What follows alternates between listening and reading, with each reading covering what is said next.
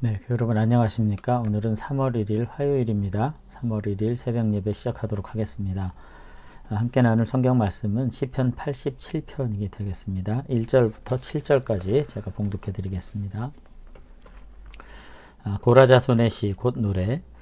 그의 터전이 성산에 있으며 여호와께서 야곱의 모든 거처보다 시온의 문들을 사랑하시는도다. 하나님의 성이여 너를 가리켜 영광스럽다 말하는도다 셀라. 나는 라합과 바벨론이 나를 아는 자 중에 있다 말하리라. 보라 블레셋과 두로와 구스여 이것들도 거기서 났다 하리로다. 시온에 대하여 말하기를 이 사람 저 사람이 거기서 났다고 말하리니 지존자가 친히 시온을 세우리라 하는도다. 여호와께서 민족들을 등록하실 때에는 그 수를 세시며 이 사람이 거기서 났다 하시리로다 셀라. 노래하는 자와 뛰어노는 자들이 말하기를 나의 모든 근원이 내게 있다 하리로다. 아멘. 네, 고라 자손의 시를 이제 우리가 다시 한번 다윗의 시에 이어서 보게 되는데요. 여전히 이제 고라 자손의 시의 특징은 뭐냐면은 시온과 성전에 대한 찬송, 이것이 압도적으로 그의 시상을 지금 이끌어가고 있다는 점을 우리가 생각할 필요가 있습니다. 그래서 오늘도 그 첫 문장에서부터 뭐 어떤 도입도 없이 그냥 바로 선포하고 있어요. 그의 터전이 성산에 있으며 그러면서 여호와께서 야곱의 모든 거처보다 시온의 문들을 사랑하시는도다. 뭐 이렇게 이야기를 하면서 시온이 곧 하나님의 도성의 그 문이고 모든 나라들의 어머니다. 모든 도성의 어머니다. 뭐 그렇게 지금 칭송을 하고 있는 것을 이제 볼 수가 있습니다. 그런 점에서 고라 자손은 계속해서 성전과 시온에 대한 사모함 그리고 열정 이런 것들이 얼마나 뛰어나게 넘치는 사람들인가 하는 것을 이제 우리가 알 수가 있죠. 저는 계속해서 우리도 뭐 교회 중심, 말씀 중심, 뭐 하나님 중심 이런 이제 구호들을 우리가 많이 들어왔는데 뭐 이런 것들이 단지 구호에서 그치는 것 그리고 교회로 성도들의 삶을 뭐라 그럴까요? 연합하도록 모으도록 하기 위한 어떤 구호로서 그치는 어떤 그런 형식적인 어떤 태도보다 우리가 중심에 깊숙이 정말 하나님에 대한 사모함 그리고 하나님의 거룩한 교훈과 그 교훈으로부터 나오는 삶의 이 복됨에 대한 정말 확신과 어떤 사모함 이런 것들이 분명히 우리들에게 있어야 될 것이다. 저는 그런 생각을 이제 합니다. 그렇지만 이제 구약에 대한 우리들의 어떤 오해 중에 하나가 뭐냐면 이것이 시온주의, 그러니까 유대 민족주의의 어떤 토대라고만 생각한다는 점이에요. 그러니까 이것이 유대인의 인종적 우월감, 그리고 뭐 유대인에 대한 어떤 그 민족적 어떤 자긍심 이런 것들로만 생각하게 되고 이것이 비판을 하는 와중에 있으면서도 어느덧 개신교 어떤 뭐라 그럴까요?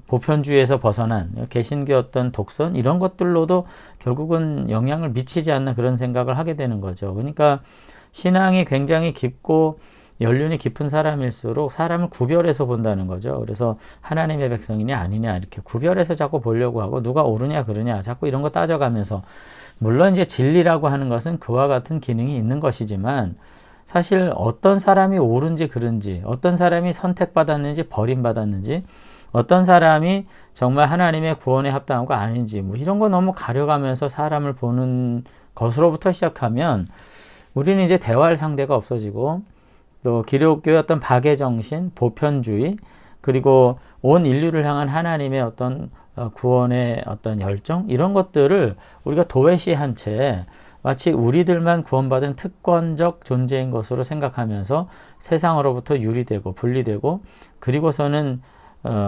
자기중심적 사고를 가지고 살아가게 되는 어떤 문제들이 이제 야기될 수 있다는 것입니다.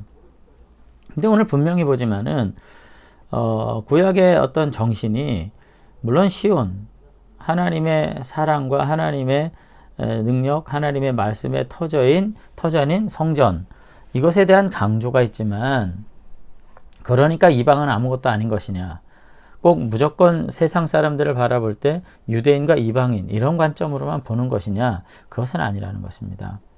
분명히 3절에도 보면 하나님의 성이여 너를 가리켜 영광스럽다 말하는도다 이렇게 말하지만 4절부터 오늘 이제 4절부터 이어나오는 내용들 때문에 사실 그 학자들은 일관성 있는 것들을 좋아하는 경향이 있거든요. 그래서 어떤 분들은 이 지금 시편 87편은 너무나도 혼란스럽게 헝클어져 가지고 여기저기서 파편적으로 모아가지고 모아놓은 그 어떤 사본이다, 뭐 이렇게까지 얘기하는 분들이 있다고요. 왜 그런지 한번 보세요. 바로 4절부터 이방의 도성들, 그러니까 설교 구약에서 가장 그 하나님께서 그 심판도 하셨고 이스라엘에게 어려움을도 줬던 그런 적대적인 도시들의 이름이 나옵니다. 거기 뭐라고 되어 있어요? 나는 라합과 바벨론이, 여기 라합은 이제 애굽을 말하는 거거든요. 애굽과 바벨론이 나를 아는 자 중에 있다 말하리라. 이거 어떻게 돼요? 굉장히 우호적입니다. 지금 블레셋, 두로, 구스 전부 다 그렇죠. 이거 다 지금 적대적인 도성인데 이것들도 거기서 났다. 어디요? 하나님의 터전에서 나왔다. 그리고 5절에 시온에 대해서 말하기를 이 사람 저 사람이 거기서 났다 하리니. 그러니까 그 도성뿐만 아니라 그에 속한 모든 민족들이 다 하나님의 터전에서 나왔다고. 그러면서 지존자가 친히 시온을 세우리라 하는도다. 6절 여호와께서 민족들을 등록하실 때에는 그 수를 세시며 이 사람이 거기서 났다 하시리로다 셀라. 이렇게 지금 이야기를 이제 하고 있다는 것입니다. 결국은 하나님의 말씀과 가르침, 하나님의 거룩한 통치가 결국 유대인만 향하는 것이 아니라 보편성이 있다는 거예요. 모든 민족들에게.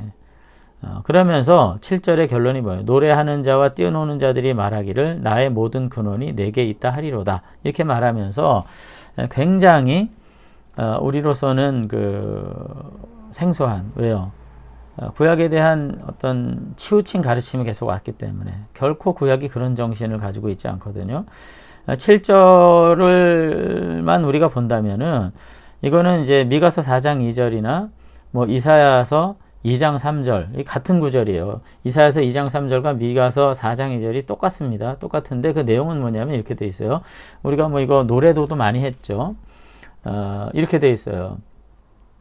4장 1절 2절을 보면은 끝날에 이르러는 여호와의 전이 산들의 꼭대기에 굳게 서며 작은 산들 위에 뛰어나고 민족들이 그리로 몰려갈 것이라. 곧 많은 이방 사람들이 가며 이르기를 오라 우리가 여호와의 산에 올라가서 야곱의 하나님의 전에 이르자. 그가 그의 도를 가지고 우리에게 가르치실 것이니라. 우리가 그의 길로 행하리라 하리니 이는 율법이 시온에서부터 나올 것이요 여호와의 말씀이 예루살렘에서부터 나올 것임이라. 이렇게 지금 되어 있습니다. 그러니까 마지막 때 말일에 이르러 이제 마지막 때에는 여호와의 전의 산이 산들 모든 산들 위에, 그러니까 여호와의 성전이 예루살렘과 시온산에만 있는 거 아니라 모든 세계의 산들 위에 서게 되는데 모든 민족들이 열방들이 다 그 시온으로 하나님의 성전으로 오면서 뭐라 그러냐면은 오라 우리가 여호와의 산에 올라가서 야곱의 하나님의 전에 이르자. 근데 그 이유가 하나님의 도 때문에, 율법 때문에. 근데 그 율법을 뭐라고 정의해야 되겠어요? 그거는 유대인만 하나님의 백성이라 이런 언약적 관점에서만 자꾸 봐야 되겠냐? 아니라는 것입니다. 그 율법의 기본 정신은 뭐예요? 공평과 정의예요. 하나님의 공의 그리고 사랑으로 세상을 통치하시는 그 정의로움 때문에 모든 백성들이 그 하나님의 전에 이르겠다고 말하는 거예요. 그래서 그가 그의 도를 가지고 우리에게 가르치실 것이니라. 우리가 그의 길로, 도와 길 다 같은 겁니다. 행하리니 이는 율법이 시온에서부터 나올 것이며 여호와의 말씀이 예루살렘에서부터 나올 것입니다. 이렇게 되어 있거든요.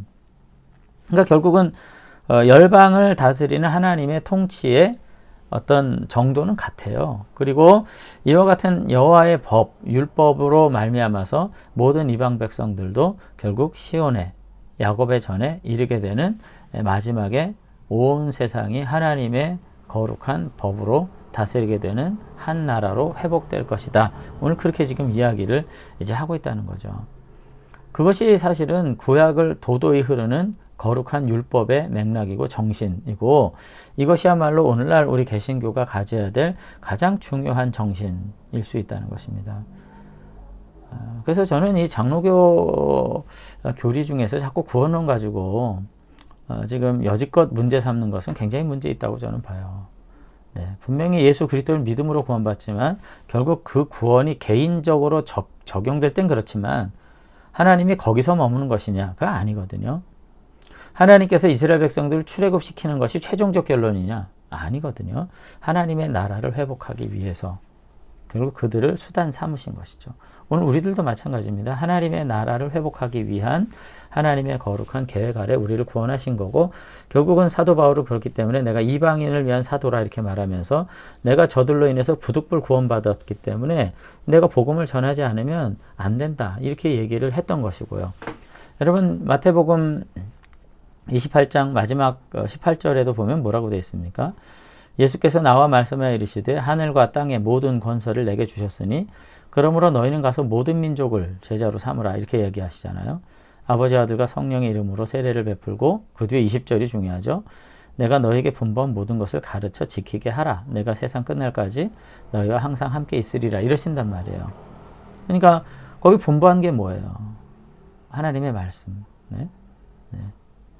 오늘 우리가 다시 한번 성도로서 살아가면서 하나님의 사랑을 받은 그 어떤 특별한 은혜 이런 것들 우리가 잊지 말아야 될 것은 분명하지만 그 특별한 은혜가 내게 주어졌다고 해서 그건 특권적 은혜만은 아니라는 거 다시 한번 생각하면서 사실 우리와 함께 살아가는 모든 사람들을 향한 하나님의 사랑, 결국 그 하나님의 사랑을 깨닫게 하기 위해서 우리는 율법에 순종하는 사람들로서 먼저 부름받았다는 것 잊지 않았으면 좋겠습니다.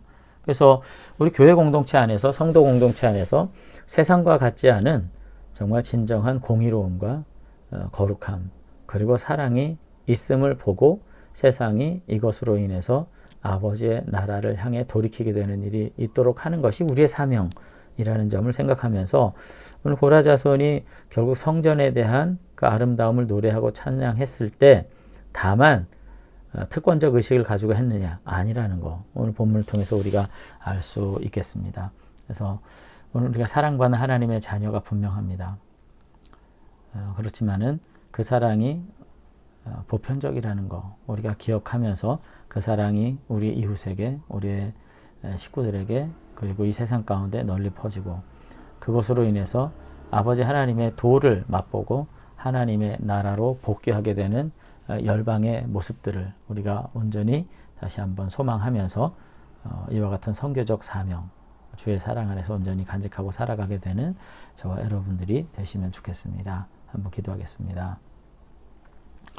네, 하나님 아버지, 오늘 시편 87편을 보면서 구약의 진정한 이상, 구약의 백성들이 가지고 있었던 소망이 무엇이었던가 다시 한번 추적하며 바라봅니다. 오늘 우리들도 이 땅에 살아가는 삶이 너무나도 분주하고 또 경쟁적인 사회 속에서 우리가 인간성을 상실하게 되고 사랑을 저버리게 되고 신의를 저버리게 되는 그와 같은 세상 살지만 그렇다고 해서 우리가 그 세상을 죄 많은 이 세상이라고 바라보면서 정죄하면 그뿐일 것인가 우리가 생각하게 되기를 원합니다.